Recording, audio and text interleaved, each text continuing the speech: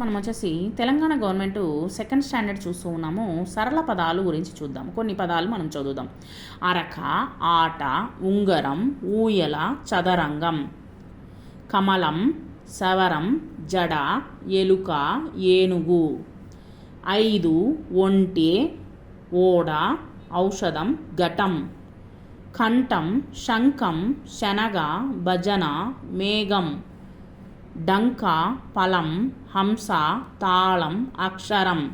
తర్వాత వచ్చేసి కొన్ని పదాలు. ఈత, ఔర, ఊడ, అలక, ఏడవ, ఆలయం. పలయ, ఏలయనగా, ఊరవతల, కమల పలక, నందనవనం.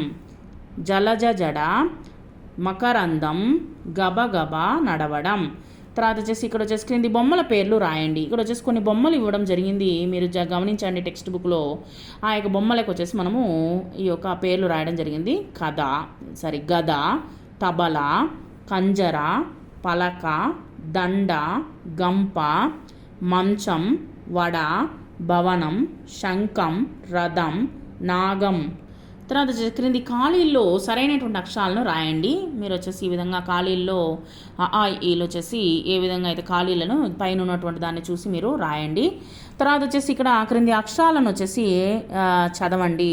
వాటి ముందు తర్వాత ఉన్నటువంటి అక్షరాలని రాయండి. ఇక్కడ చూడండి ఇక్కడ చూడండి, మీకు ఇచ్చినటువంటి అక్షరాలు ముందు ఏం రాయాలి, వెనక ఏం రాయాలి అనేటువంటిది మీరు చూసి చక్కగా రాయండి. తర్వాత గుణింతాల పరిచయం అనేటువంటి చూద్దాము. సెకండ్ స్టాండర్డ్ తెలంగాణ గవర్నమెంట్ది. ఇక్కడ చూడండి, వానకి ఏం గుర్తుపెట్టాలి? మిరప, చీమ, కుండ, పూలు, గృహం, నెమలి, మేక, రైతు, గొడుగు, కోతి, గౌను.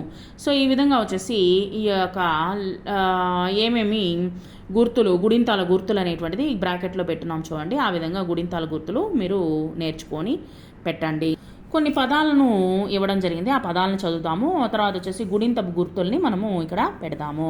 ఇక్కడ చూడండి, మామ, జాడ, కాయ, రామ, జడ, బడి, అరటి, 10, చలి. మీసం, దీపం, బీర, చీర. కుండ, మునగ, దుంప, కలువ. పూజ, కూర, మూత, శూలం. గృహం, మృగం, కృప, తృణం. గెల, వెలగ, నెల, మెడ. చేమ, మేక, దేవత, కేక. కైక, మైలు, రైతు, పైకం. కొండ, దొండ, మొసలి, నొసలు. గోడ, రోషం, తోరణం, పోక. గౌను, రౌతు, కౌముది, జౌళి. ఈ విధంగా వచ్చేసి మనము సింబల్స్ అనేవి గుణంతాల గుర్తులు అనేటువంటిది పెడుతున్నాం అనమాట.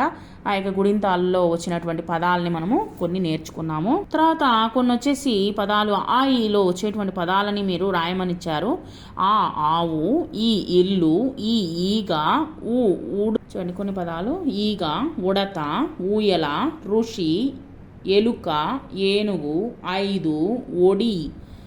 తర్వాత వచ్చేసి ఓడ, ఔషధం. ఈ విధంగా వచ్చేసి వీటికి సంబంధించినటువంటి పదాలని మనము కొన్ని నేర్చుకున్నాము. Thank you very much.